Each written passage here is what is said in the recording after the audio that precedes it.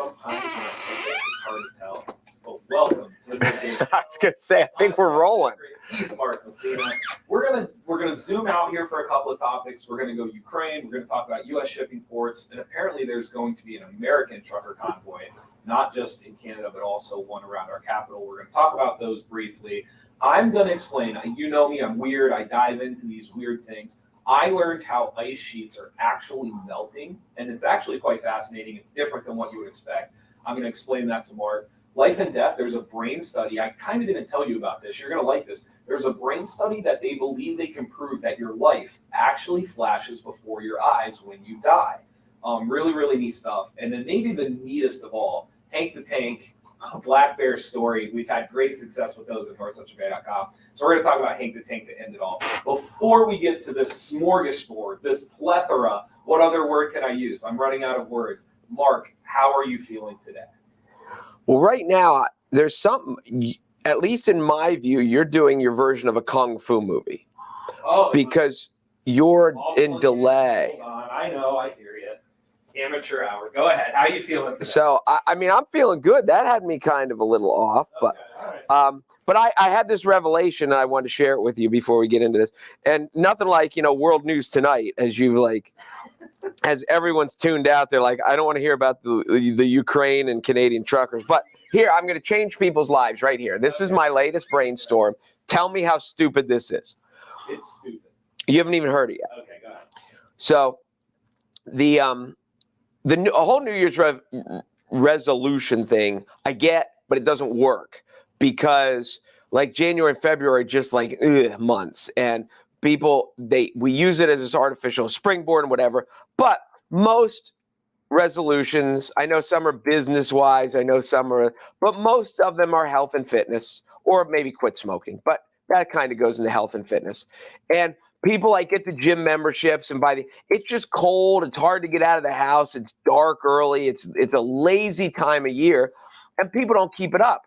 But you want to be in shape by like May, June, July, August, when people are wearing less clothes. Okay. So we start too soon, and then we die off before it ever gets there. Okay. So we should start them on March 1st. Okay. And this kind of came to me because I am a seasonal allergy guy, and they tell you with the steroid sprays like Nasacort and Flonase and stuff like that, you're supposed to use them for like 2 weeks before they really, really kick in. And like most people, we wait till we need it and then we do it, and it's too late because you don't have 2 weeks. So a few years ago, I started March 1st. That's when I know, because nothing's blooming yet. Okay. And I started with my Flonase on March 1st, and the world's a better place. So I just thought, what if we started like all the health and fitness things? Because I think once it gets warm out, people want to get outside. They want to walk. They want to run, like for the runners. They want to ride their bike, and they do more. It's easier to exercise when it's warm. So if they start the New Year's resolution kick on March 1st, instead of January 1st, it has a much, much better chance of success. That's my hypothesis. Okay. I will play devil's advocate, because there are parts of what you're saying that I strongly agree with. I have said to you, it cracks me up because to me, January and February it's so dark and dreary that anything that makes you happy, just do it. And I said this the other day on the show, like, if eating a piece of cake makes you happy, do it in January and February. Don't worry about resolutions. Just do whatever keeps you emotionally satisfied through these dark and dreary months. Now, to play devil's advocate to you, here are the two things that come to my mind. First, they are called New Year's resolutions, because technically you can do a resolution whenever you want to. Correct. Okay, so I agree with you on that. And however, in order to have a New Year's resolution, like if you truly want like the full 2022, like on the calendar, mark it down, you got to start January 1st. That would be like my first devil's advocate. Even though I do tend to agree with you, it is difficult to do it through January and February. The bigger devil's advocate, this is the one that I would debate more with you. The whole point of starting in January is to be spring, summer ready by the time March, April, May, June hits. So the whole idea behind it is you get the 2.5, 3 months in, and now you are ready for the sun, and you are ready for the beach, and you're ready for whatever it may be. So that is the side. And I do get that, but people quit because they don't stick with it. And I think we're not looking for, it's not optimal success, it's just chance of success. Have you ever heard of flow state? I was reading about this like a couple of months ago. So the whole idea, this one guy lost 100 pounds, and his whole thing was for a month, he told himself he was going to go to the gym, but he couldn't stay longer than 5 minutes. And that sounds stupid, right? Like you're going to accomplish nothing. But what he accomplished was for every day for a month, he showed up. He showed up, and after 5 minutes, he had to go home, and it just felt good that like I'm showing up, and his body wasn't sore, it wasn't hurt. So then the next month, he had to leave after 10 minutes. And he just kept going until he had to be there for an hour. And all it did was just get him into a flow state where like the first goal is just, can I consistently get there and show up? It's not so much about what I do while I'm there. I will get to that point eventually. I think what happens to a lot of people like in January, February is this idea of like you go, and the first time you go, you're there for like 2 hours. You feel like crap the next day. You're sore. There's no flow state or like way of getting into it. Really fascinating read. If you ever get a chance, look up flow state. You know what's interesting? What's interesting, you bring that up. I saw a TED Talk. I assume it was a TED Talk. It looked a lot like a TED Talk. And there was this guy who was uber successful. And he told that when he was in high school, he was a mediocre student. His teachers told him he was going to be a failure. He's going to be nothing, whatever. Went to college, was a C student, and he's like, I'm trying to do all these things the way life tells you to do it. Okay. He said, I got to be like my junior year. And he said, screw this. It doesn't work for me. Okay. He said, I'm going to study in 5 to 10 minute increments. Sure. And then I'm going to play basketball. And then I'm going to do this. And then I'm going to do that. And then I'll come back and study later. And he said he started studying in 5 to 10 minute increments. And he became a straight A student. And now he's gone on to be this wonderful, wonderful success. I was going to say wonderful guy. Maybe he's a prick. I don't know. Sure. But I know from a guy who likes to write and anyone who's ever been any sort of writer has gone long stretches where they just won't even look at it because it's just work and whatever. And I have got to that point myself where I've even said, listen, even if you're not going to write anything today, just open it up. Go to your computer, open the document, and reread the last page. That's it. And if that's all you do today, that's good. But it'll get it, marinating in your brain again. And there'll be times you're like, oh, that was better than I thought. Oh, I remember that. And then you get into it. So there is so much. That's the first time I've heard it called flow state. But I think there is so much to be said for that. I've argued with people when I'm like, just go to the gym once a week. Sure. And they're like, you go to the gym, you need to go 3 times a week. And what's it get to? And I say, okay, let's look at this. And even take 2 weeks off for vacation or whatever. If in the calendar year, if you go to the gym 50 times or you go to the gym 0 times, you don't think there's a health difference? Of course there is. So once a week is so much better than nothing. Sure. So I totally am on board with Mr. Flow State. Yeah, really, really interesting. All right, are you ready? What did you call us? Nightly news. No, World News Tonight. Let's do we have like 6 or 7 topics. Let's challenge ourselves. Let's try to. Can we start with Hank the Tank? Because he's the most interesting. We can start with Hank the Tank. Let's try to do 4 to 5 minutes on each one. Let's hold ourselves accountable. Let's try to be quick. We'll flow. We're going to flow state. Let's flow state this out, and let's go back and forth. There is a story going around. A black bear named Hank the Tank has broken into more than 24 California homes since July. If you have not seen the picture, don't leave us now. However, at some point, go. Please don't leave us. Yeah, don't leave us now. However, go look up Hank the Tank. The pictures are fantastic because picture the most roly-poly bear that you could think of, and that is this picture. It is great. Here's the catch. He's roly-poly because he's not out like working for his food. He's breaking into your cabinets. Like you have it all organized for him. So he's estimated to be over 500 pounds. People have tried to use a paintball gun. People have tried to use a beanbag gun, which I'm not entirely. I don't know what that is. Wouldn't that be more like a cannon, like a beanbag? I don't know. I guess. People have tried to use tasers on it. Nothing has worked. Essentially, Wait, have they tried a super squirter? I would guess maybe at some point. That doesn't work. It would work with a cat. At this point, Hank the Tank is no longer afraid of people. He will literally lean onto the door until the door just gives way. And he will just walk on to people's porches and into people's houses and just take whatever food is there available. It's a fantastic story. It's a scary story. How this ends is probably not going to be great for Hank the Tank. In the last month, they said that the local police department has had over 50 phone calls about Hank the Tank trying to get to food, break into houses, do different things. Completely not afraid of humans. The best, yes, the best part of the story is this is in California. It's way away from here. It's in California, right? Isn't that where you said? Yeah, that's the best part because that's why I can laugh. If it says stop building houses in Hank's Hood and it won't happen.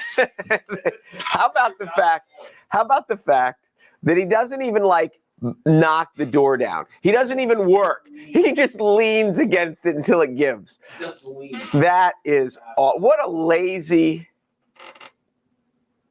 Like you got to put like at least a shoulder, get a running start, and at least like work. Could you imagine? There's just a bear leaning against our house, waiting for it to cave in. All right. So the scary part is not scary, but what is going to happen to the bear? Because once I forget where I heard this, but somebody made the comment: once you name something, you no longer can just kill it. It's like Harambe the gorilla. It's like once you give something a name, like once you name it Hank, can you really kill it? Can you go shoot Hank? Like, can you really can't actually do that? Can't they? How hard is it to tranquilize it and relocate it? I don't know. I guess the biggest thing would be like how much its cost. A 500-pound bear, the transportation, not only that, like to actually put it down, like it's not a normal. I mean, there's a lot of black bears in PA that are 200, 250. Right.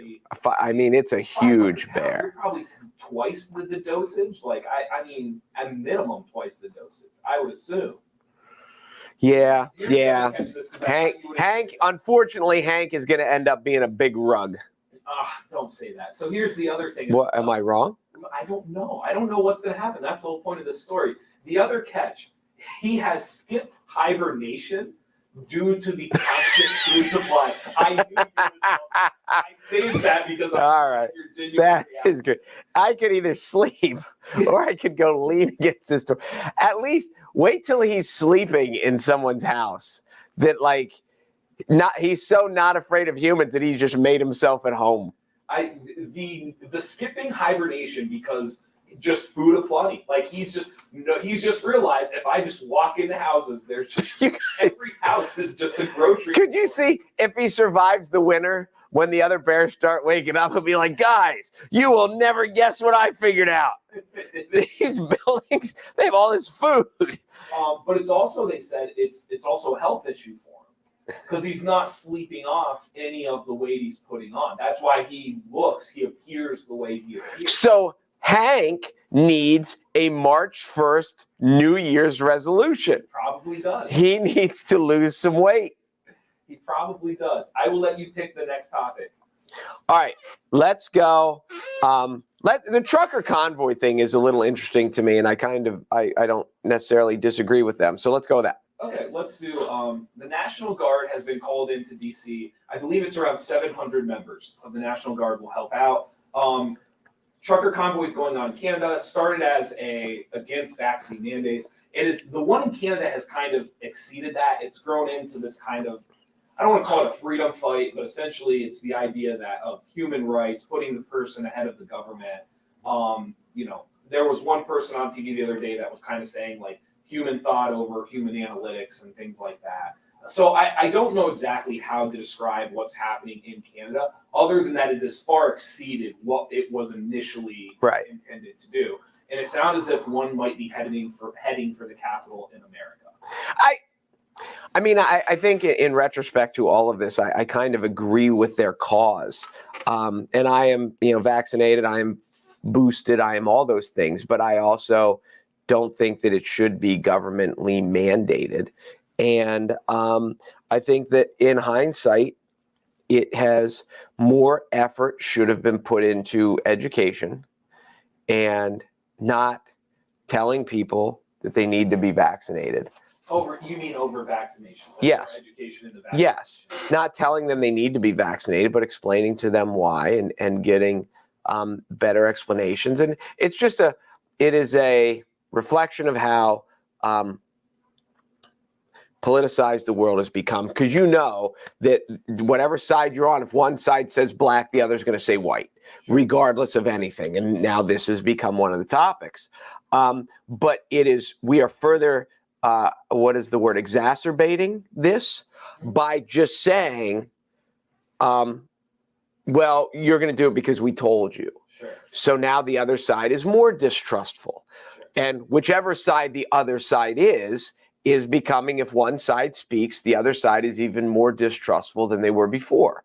And that in the long term, it's not going to help. And I understand why, they feel that vaccines are important and the science says it, but I also understand why some people doubt it. And I also, it's shot. Like it's putting something in you. It's not like telling someone, you need to wear these, this is your dress code for school. Sure. It's like there needs to be a level of trust between the two sides, because like you said, like you're putting something into yourself. And there are some people who they're willing to find the information themselves. There's people that are willing to find the information they want. I think the one thing that I've taken from this, I think if you go on the internet still to this day, you can find, if you want to find this information, you can find it. If you want to find correct information, you can. If you want to find like straddling the fence stuff, you can. Like there's a lot of doctors and different people out there that really don't know which way to go on some of it. I think the part that, the way my brain works and what I'm most fascinated by, especially with these trucker convoys, it shows you the gap. And like you said, how important education would have been for these vaccinations. It shows you the gap between how some people understand the internet works and how a lot of our government officials have no idea how the government works. Because there was so many different ways to get this information out and to correct this stuff and kind of just give people the opportunity to choose for themselves in a correct manner. And I don't mean correct in the sense of get it or don't get it. I mean, get the right information and then make the choice for themselves. But our government officials have no idea how digital media or digital marketing or any of this stuff actually works. Well, I've joked on here. So I guarantee you, they still think they would be you put it in a pamphlet and you hand it to somebody in person. And it's no, that's not, there's so many ways to get this message or get this information out. And you guys have completely failed on that level. Exactly. Yes, I mean, I joke all the time that mine is the first generation that was dumber than their parents and now dumber than their kids. And I'm 50. And you can just imagine how many old, and it doesn't necessarily have to be old white people, but whether you're between 50 and 70, that you are just really, really not in tune with how the internet really works, with how communication of kids really works. If you're between 50 and 70, you still the TV is still important to you. Sure. My kids never watch TV. Right. And it's, just the communication. There are those people who still get the newspaper in the morning. Right. There are these old people, and you see them running businesses that are still, they think the newspaper is the way to go. And then you talk about the newspaper and people see how it's getting thinner and how it's not 7 days a week anymore and how the industry as a nationwide is slowly dying, but they can't relate. So, yeah, and just think of how many governmental people are between 50 and 70. A lot of them. Here's the statement from Maryland State Police on the trucker convoy planned for later this week. Their fear right now, it sounds as if it will not be a blockade. So in Canada, it's just a blockade. So they just stacked up one after another and blocked the passageway. This one, they're using the analogy. They actually want to circle off DC. So rather than just blocking an entryway to it. Oh, they actually want almost. They want to make a moat. Kind of. They want to make a trucker constriction around like the U.S. Capitol in D.C. So that is one of their fears and part of the reason why they're bringing in the National Guard. I think it could be interesting. I don't mean that in a good or bad way. That's creative too. Well, you talk about these things like it's like when the Trump rallies and they were selling these tickets and all these young Democrats were buying the tickets to the Trump rallies and then they were like, oh my gosh, guess what? Nobody's here because the people just bought the tickets and didn't want to use them. Yes. And you're right. It's a way that the internet, the youngsters with the internet and the technology outsmarted the old people. People are so clever. They are so clever. Okay, I'll let you decide now. Ukraine, U.S. ports, how ice melts, and then the U.S. ports is about a 45-second one. We love this topic because just to remind people, the ports got log jammed during the pandemic because ships were at sea when they shut it down and then they couldn't unload it. So what our government said is instead of having the ships wait right offshore, they had to move like 50 miles out. Yes. So now they said, look, it's better because there's no ships waiting here. And people said, well, aren't they just waiting further out there? They said, but we don't want to talk about that. It just looks better. So now you pulled up a number that even though they have remedied the problem, they're putting $450 million towards unclogging something that they've already unclogged. So essentially, after 2 months ago or so, they came out and said, like, the numbers are great at the ports. They've never been better. They're great. Got to solve. I believe it was yesterday they came out and said that the U.S. will set aside $450 million this year towards unclogging U.S. ports, specifically on the West Coast. I don't know why. I haven't read enough or don't understand. There's something significantly tougher about the West Coast ports than the East Coast ports. I am assuming it is because everything is made in China. Wow. I'm assuming it's because just the Asian influx of industry coming across the Pacific, and thus the Atlantic ports just aren't as slammed as the Pacific ones. That's my guess. I don't know that for a fact. But most of this money will go to the West Coast and will go to trying to they talked about doing employment raises. They talked about having more people work. Now, here's the crazy part. They're moving more stuff than they've ever moved before. The problem is there was just such a log jam that they just can't get out of it. Which is shocking because it was unclogged. The numbers were so much better 2 months ago than they. This is so the equivalent of telling a kid to clean his room and he just jammed everything in the closet. Under the bed or in the closet. Mom opens the closet door and it all falls out. That's great. Okay. That's where $450 million is going to go towards. I'm not even saying that the money shouldn't go towards it. Like, I don't know enough about the economic side of ports to validate that it is good or bad. I just know that typically when you fix the problem, you then don't need to spend $500 million on it. That's just what I know. So what you're saying is when you have a clogged sink and you Drano it and it unclogs, you don't then need to buy like new sink apparatus for it because it's unclogged. Typically you don't. Okay. That's what I thought too. Okay. I'll let you decide. Ukraine. The Ukraine is depressing to me. So explain to me how ice sheets melt. And can I guess? Can I guess how ice sheets melt? Yeah, go ahead. Heat. Well, yes, but no. You're close. Do you want to elaborate? Wait, I'm not right? Is that your final guess? That's not how they melt? Is that your final guess? So yes. Think of it this way. And this was a 7-year study that was. No, I need to interject here, and then I will give you the floor. Yeah, go ahead. The fact that, and you are nerdy. You're nerdier than you come across. Okay. And you are you will delve into a topic deeper than most. Sure. Once you get interested, you will keep until you've kind of figured out a lot about it. The fact that you spent hours of your free time studying how ice sheets melt shows that you need help. You think so? Yes. But don't you think this is one? And this is the funny part about it. I don't like the term global warming. Like, I don't like only because of what it. There's this idea that humans are responsible for 100% of global warming. And if you go through, it's just not true. Like it's just not Right. They're historical cycles. Humans don't help, but it's like a fraction of a part of like a bigger system that's. No, I'm with you on that. So I'm not even like this global climate freak who like save the planet but like what I do find fascinating is like supply chains and like infrastructure and even just like basic geography, like how things look the way they do now compared to what they did 100 years ago. And so because of that, nothing fascinates me more right now than the melting of our ice sheets and our ice caps. I think it's absolutely incredible. I still stick with my answer of heat.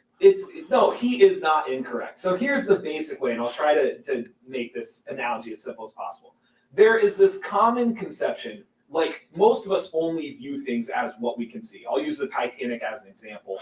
Like you look at the ice peak, but you don't realize that 90% of it is underneath the water. Right. As far as the ice part. The ice part. Right? Right. So it's a very. You know what else is under the water? What's that? The Titanic. It is now, yes. Okay. So one of the things with ice sheets and the ice caps and everything that's melting is we look at what's above the water, but we don't really think about what is underneath the water. That's fair. Okay? Yes. So one of the issues with the ice sheets right now is for years and years and years, we only measured what was melting on top.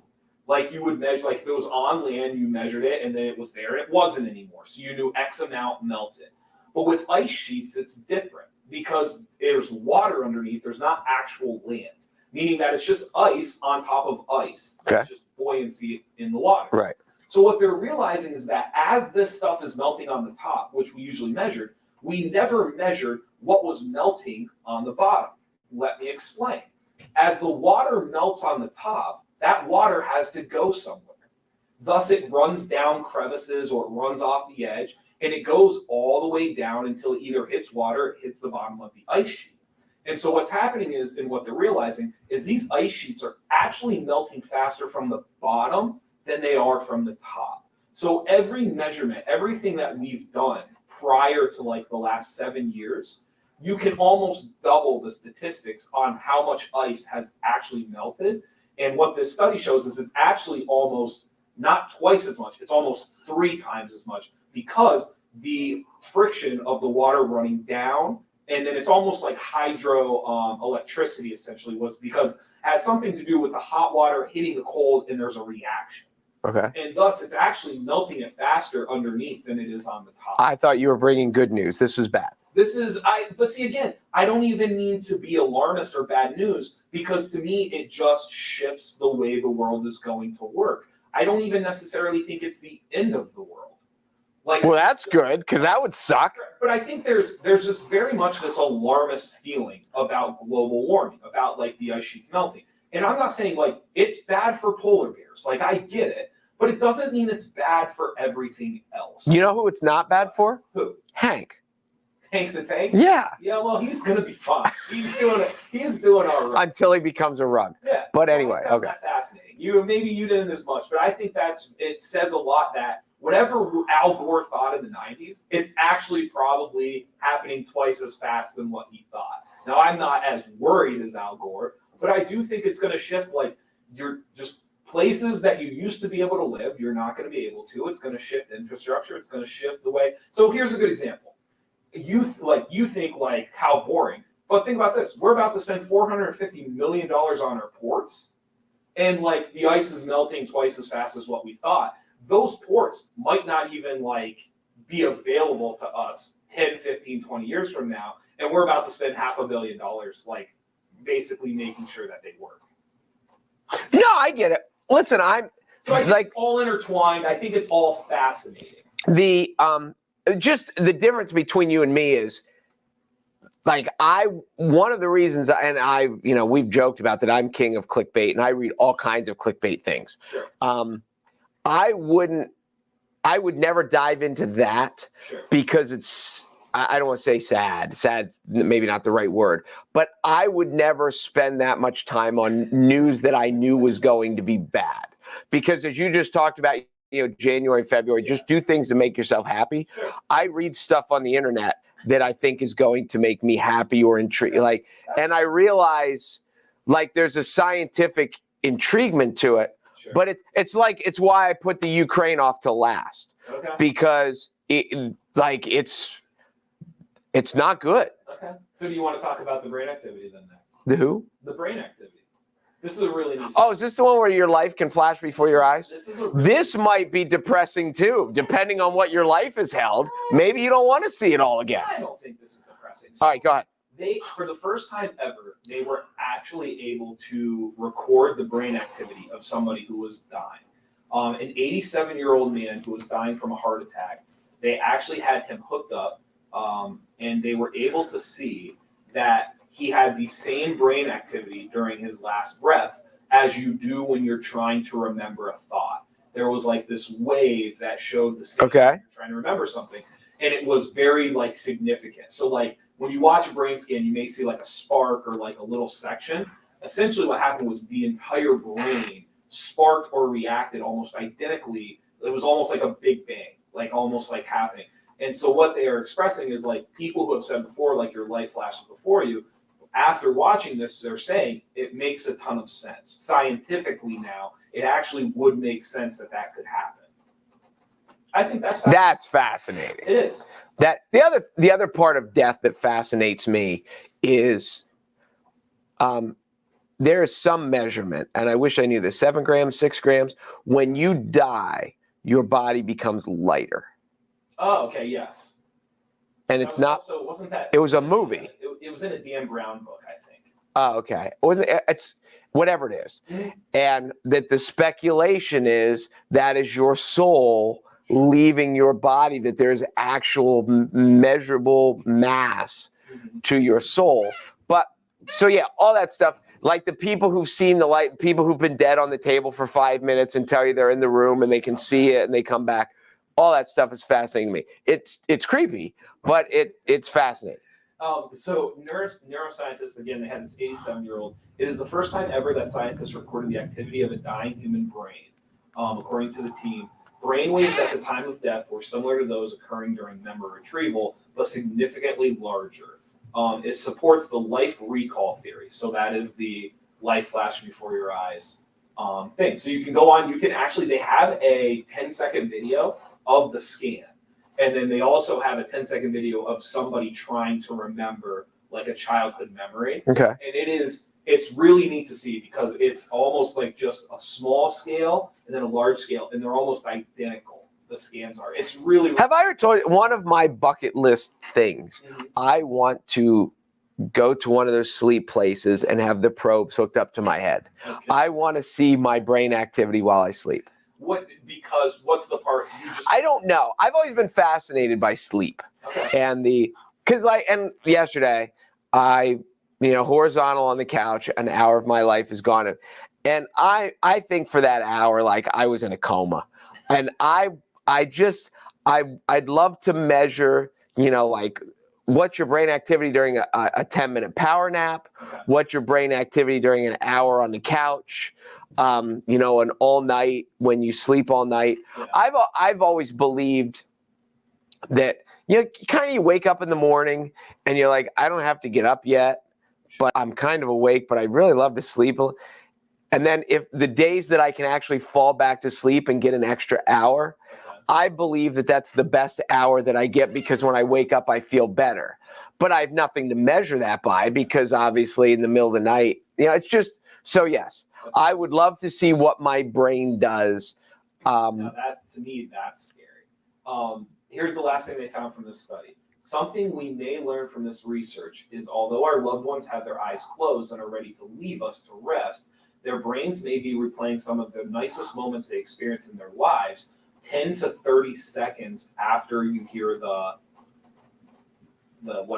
flat line. The flat line, yes. Wow. So that's pretty, so they believe that there could be a 10 to 30 second, that wave in your brain, that spark, it's still going. And it matches up with trying to recollect or trying to remember something. Because the flat line is coming from your heart, correct? Yep. It's not necessarily brain activity. Right. That's interesting. Now, my next question would be, why do they think they're good memories? Well, I don't think anyone's arguing that they're good memories. I think it's just the idea of like, have you ever heard I think it's the expression, like, things that are good you'll remember 10 times longer than things that are bad. That's why you can overcome trauma, but you can't necessarily, like, if it's the greatest day of your life, you can almost feel it. Like, you can almost reach out and touch it. No, I did not know that, but I did know this. There were studies that when you are, like right now, if you were going to, say you and your girlfriend were going to go to Cancun, and if to talk about it now, Okay. you would be like uber excited. Well, you don't get excited, but she would be uber excited. Okay. And then when they interview you while you're there, and then they interview you again 6 months after, Okay. and the recollection of the trip is always better. I say always, you should never say always, but than when you're actually there. Because when you're there, you're laying on the beach, it's great.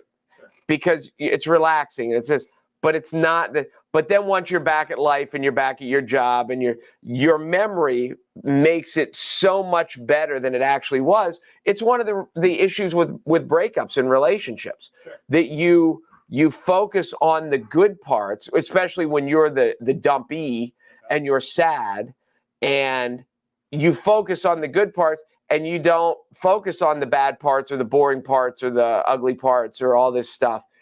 Right. And so as we think back in life, we tend to make the good moments artificially better than they actually were. No, it's probably very true. REM sleep is best. That's what Shannon says.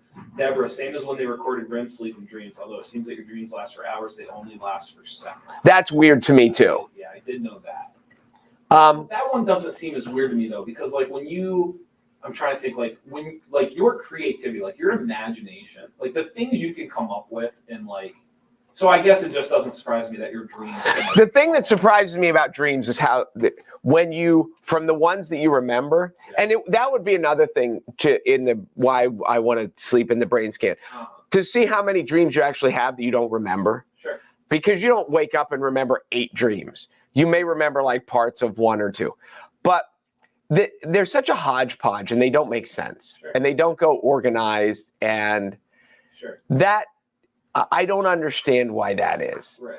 It's just like a mind dump, but with as much as we know, and as much as our brain, as much as we've accumulated through life and experience, we should be able to put together a dream that makes sense and goes together. Yeah, I mean, I guess it depends on what you define the purpose of a dream being, and how important is it for it to align or make sense. It just should be better. I'm not trying to get like super like. It just should be better. I'll stick with that. You know what my favorite thing about you is like, I just have to figure out something, because you're like a nerdy ego. Like if it's something that affects you or relates to you, you're like the biggest nerd ever. Like we started talking about brain activity and dreams, and you are so excited. I started talking about like melting ice sheets, and you act as if like it's the dullest thing in the world. So I think it's really just, does it relate to you or doesn't it? No, I think it goes back to when it's sad, because like there are other things like the clickbaits of like ghost towns and like abandoned castles and stuff like that. Like I'll read those all day. Okay, all right, that's fair. Last one. You were kind of avoiding this one, so we don't have to do this one if you don't want to. What, the Ukraine? Yeah, I think the last one that we have is Ukraine, but we don't have to if you don't want to. I mean, it's just bad. It's bad, and it doesn't seem to be getting better. And I think from the U.S.'s side, like, what do you do? I remember one of my old coaches had a sign in his office that said, "You can't reason with unreasonable people." So what do you do? If you're the U.S., what do you do? Yeah, I mean, obviously, I think the sanctions will be interesting. I believe a couple of them are actually going into place today. But here's the fascinating thing about sanctions that a lot of people don't realize. We have ended up in wars because of sanctions. Mm-hmm. Sanctions have worked sometimes, and other times it has not. Pearl Harbor, depending on what you read, like depending on the history lesson and what, but essentially, like most historians agree, Pearl Harbor was a result of sanctions. Did you see the movie Midway? Mm-hmm. That was I liked Midway. I learned a lot in Midway. Yeah, that was good. So that's just an example, and I'm not implying that's what's going to happen next, but I'm just saying sanctions are good and sanctions can be rough. Like, well, it's always work the way you want them to. So it'll be interesting. well, yeah. I mean, like when you get, it's just like any other argument. When, like Russia's doing this, we don't like it. We say we're going to sanction you. They're like, who are you to tell us what to do? So they say we're doing it anyway.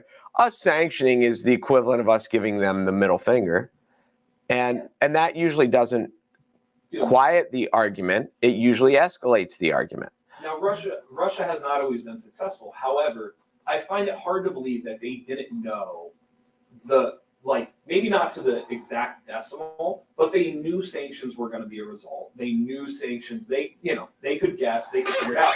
So I just find it hard to believe that they don't believe they could pull this off even with the sanctions. And maybe this is a strategy of we are going to, like it's our corner of the world. We can do what we want. Who is America to say what we can do? And we are going to rally the people who hate the West. And this is just going to be. Ukraine was a part of Russia. Yes. I think. But they left.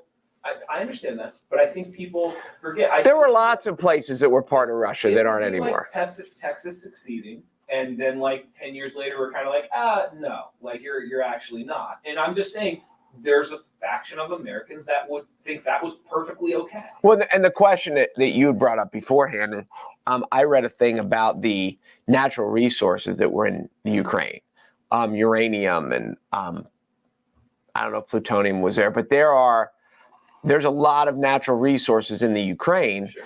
And so then one of the questions becomes, do we care only for that reason?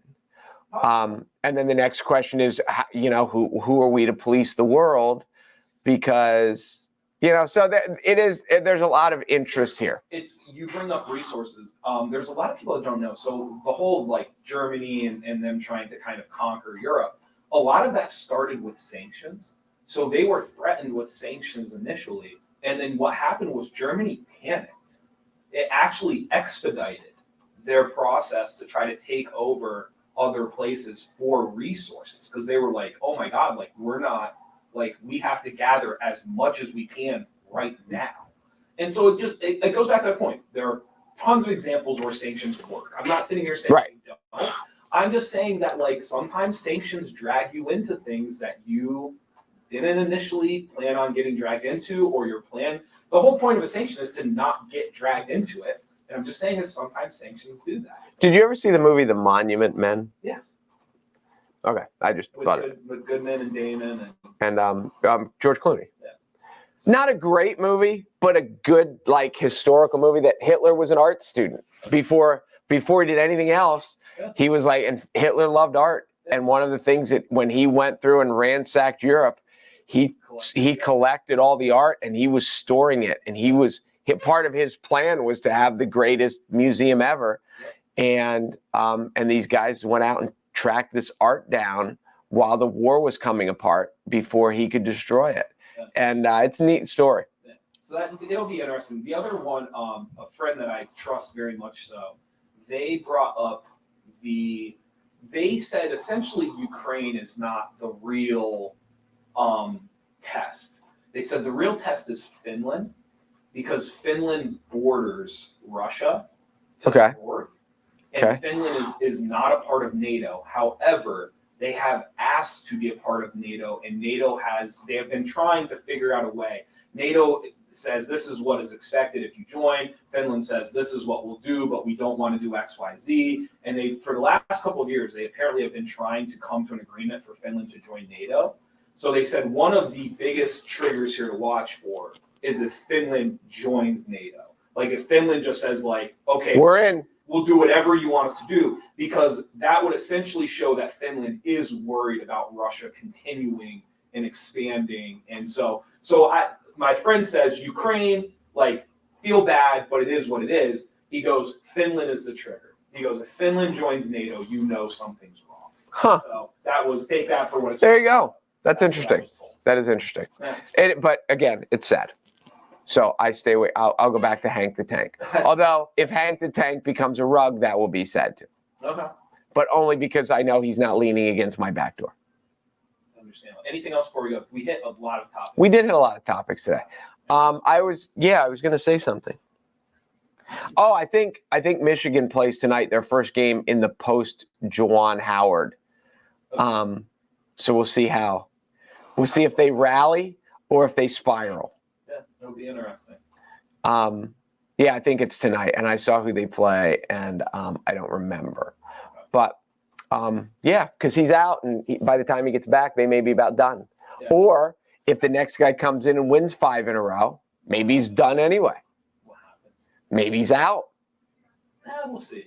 I think a lot of that would be rallying around him, though. Probably. So if they pulled off 5 straight. Probably. I get your point, though. Like anytime you open a door for somebody, like it gets tricky. Yes. You let somebody sit in that seat and they're successful, whether it's 1 game or 5, or it can get hairy. Yep. Here's the other thing it does too. It wins people jobs. I don't know if you remember this. There was when Steve Kerr was out because he had like back issues, really bad back issues with the Warriors. They started the season like 33-2 with Luke Walton. And Luke Walton got paid. Like Luke Walton was gone the next year because teams were like, "Oh my." Didn't he go to the Lakers? He went to Sacramento. First he went to Los Angeles, then he went to Sacramento, and I think he was just let go by Sacramento. So he wasn't successful either 2 places. But he made money. He got paid. Jeremy Lin. Yes. Is he still in the league? No, he's been trying to get back in. He was with the Raptors. He has a championship ring because he was on the Raptors roster when they won a couple years ago. Really? Before COVID. By the way, let me end this. There are 3 people in the whole thing. Do you know how old Sue Bird is? How old? 41. Okay. Why is that a thing? Like she's still playing. Okay. Because I just saw a thing across the ticker that she's finally contemplating retirement at 41. You know how many basketball players? I know Vince Carter did. Yeah, there's Robert Parrish back in the day. Was he that old? 40s. I know Kareem played till he was like 38, maybe 39. Kareem might have been 40. Okay. There are a couple, but it's rare. I think, this sounds awful. I think it's way more likely that Sue Bird would get to play into her 40s than an NBA. Well, they play less games. The wear and tear. And it's just not, you're not in the air. You're just not, it's just, the game is just kind of a little more glued. I'm not there. I know what you mean. But it's just a little more glued to the floor. So, your skills matter more, right? Like it's not. No, I get it. There's NBA guys that get into their late 30s, and skill-wise, they're the best they've ever been. But their body, they've lost the spring. And so that deterioration in the WNBA, there's no way it can mean as much as it does. But don't a lot of the WNBA players still play in Europe in the other season? Yeah. So maybe she does play as many games as an NBA. Yeah, I don't think it is the number of games. You think it's the style because your skill set in the WNBA means more than it does in the NBA. You still got to be skilled, but in the WNBA, as you get better and better and better, your diminished returns athletically because of your age don't affect you as much. I get it. So, do you know who Sue Bird's married to? No. Or her significant other? Nope. And I'm gonna mess up her name. Megan Rapaport, the soccer player. Yeah, Rapinoe, right? Is it something like that? I was gonna say Rappaport, but that's the actor, Michael Rappaport, isn't that? They just won their case. Did you see that? Did they win? They won. No, I did not see that. I want to say it was like 20 million settled out or something like that. And then the United States Soccer, they have to have equal contracts from. Okay. Which that'll be interesting. You know me, I'm kind of on the fence of that. That was not the way that was presented and perceived, in my opinion, was not necessarily just. So yeah, that one's interesting. It'll be interesting to see how United States Soccer handles that. Yeah, it was one of the things that I felt old. I was like, I can't believe Sue Bird's 41 already. Yeah. Well, because she was at UConn. Well, I guess she was in the yeah, I guess. Makes also when you think about it. But anyway, doesn't that happen to you when you see somebody and you're like, from when they play? Like I was watching something and they had Michael Redd. He went to Ohio State, right? So I was watching Ohio State. Who'd they lose to the other day? Ohio State lost at home to Iowa, maybe. And they had Michael Redd. Do you know when Michael Redd was at Ohio State? No way. The late 90s. Interesting. Can I tell a Michael Redd story to end the show? Because it's kind of got an American vibe to it. It's a good story. Have you heard about this? You ever heard I don't Michael Redd's know. story?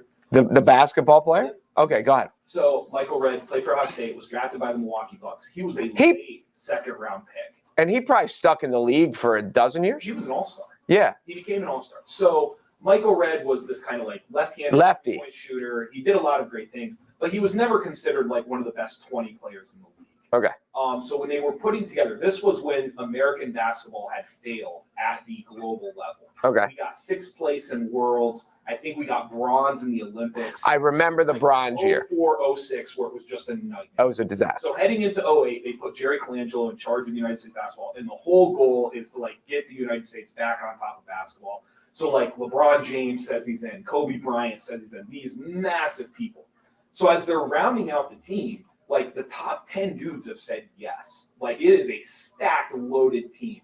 And they're trying to figure out what to do with the last 2 roster spots. So they were literally having interviews for the last 2 spots. They were going around the country to different NBA facilities, asking guys like, you know, would you expect to play? Would you not expect to play? All this stuff. Would you carry luggage for other guys? Who knows? But they're trying to find the right 2 guys to round out this redeem team because this is important. Like this is the saving basketball in America.